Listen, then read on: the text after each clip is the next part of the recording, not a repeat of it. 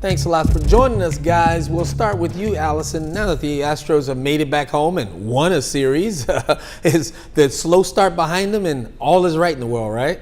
Yeah, I think that when it comes to a slow start for a baseball team, it's the pitching that you should worry about. If the pitchers are getting lit up, then that could be a problem. But if it's just the fact that the lineup really hasn't clicked yet and the hitters aren't hitting, then there's really not an issue. Everybody made a very big deal of the 2-5 road trip, and it was not a pretty performance, especially since they were in Texas and they should have probably beaten the Rangers a couple times.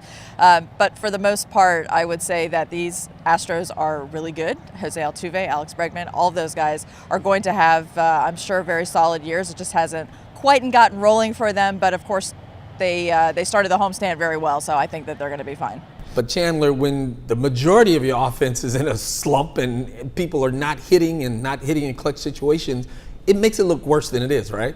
Right. On the road trip, the thing that really was killing the Astros was that their most consistent guys were being inconsistent. You saw Alex Bregman have a 1-for-15 start. You saw Michael Brantley go 0-for-11 in Texas, which is not what they signed him to do. They signed him to be that consistent professional hitter in the middle of the order in front of a guy like Carlos Correa, who has really been unbelievable the entire season since he got back from his early neck injury. So I think getting those guys, and then Jose Altuve had a little bit of a slow start to the year, getting those three guys going at the top of the order is really the key to it all. They are all three the straws that stir the drink. Yeah, Alyson, you mentioned pitching earlier. Is this pitching, this great start that the Astros pitching staff is off to, is this what we should expect from them for the rest of the season? Yeah, I mean, they have a roster that should go to the World Series. I mean, quite frankly, when you have a starting staff, and there were some question marks going into the first round through the rotation because Colin McHugh was going back into the rotation for the first time in a while. Brad Peacock hadn't been a starter for a while, and they've been really good. And when you have Verlander and Cole at the top of that rotation, then you don't have a lot of problems. I mean, my questions have really been the bullpen, the middle guys to get to Presley and Osuna. I'm not completely sold on how that all shakes out right now. I have to see it a little bit more. But these are things that can be adjusted, can be fixed, that can progress through a season. These are not things that would hold back a team. And we've seen some terrific teams that are off to horrendous starts. And there's reason to worry because the pitching hasn't been very good. But the Astros, are in a different situation. Speaking of teams that are off to a horrendous start, the Yankees are in town for what we thought would be a huge series because these two teams are favored to be World Series contenders from the American League. Is there anything we can really learn from the series this early in the season?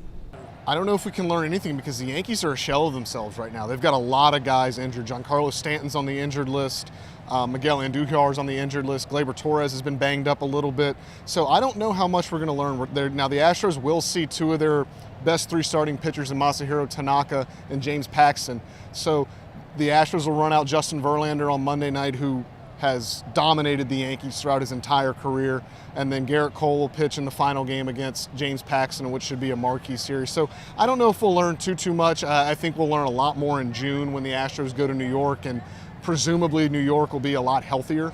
But the Yankees are coming here kind of a shell of themselves. So I'm not sure how much we'll be able to glean from this series.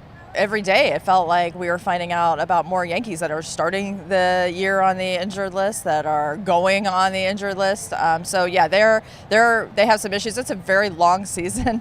So there's some things that are going on right now that in 3 months we'll look back on and it won't have been that big of a deal. They're very deep. I mean, it's not like they haven't prepared for some injuries, but when you have so many guys, so many key guys that are out all at one time, certainly it's not, I don't think that what we're going to see is the Yankees team that everybody thought was going to be like the second or third best team in the American League. They're not there right now, but they also will probably get healthy and will probably be there near the end. It will not be the Astros' problem, though, because they're playing them early in the season, which is probably a good break for them.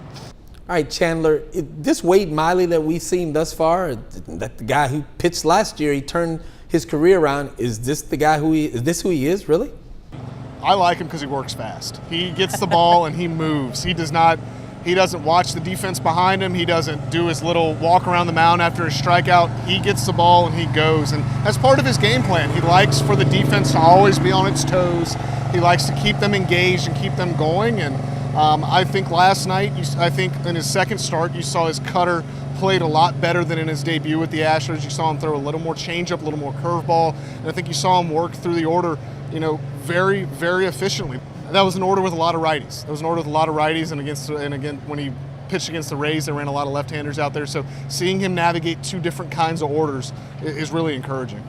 At the end of the season, Alyson, I want a prediction from you. Who will we be talking about as the biggest addition to this year's Astros? Will it be Wade Miley or Michael Brantley?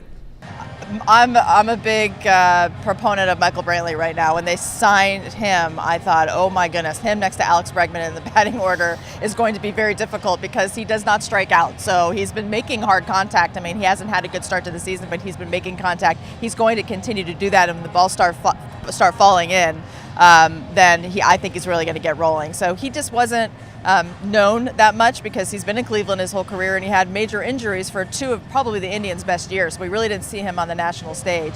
But he is a tremendous hitter, and I think that he's going to be huge for this team all year. All right. Thanks a lot, guys. We appreciate it.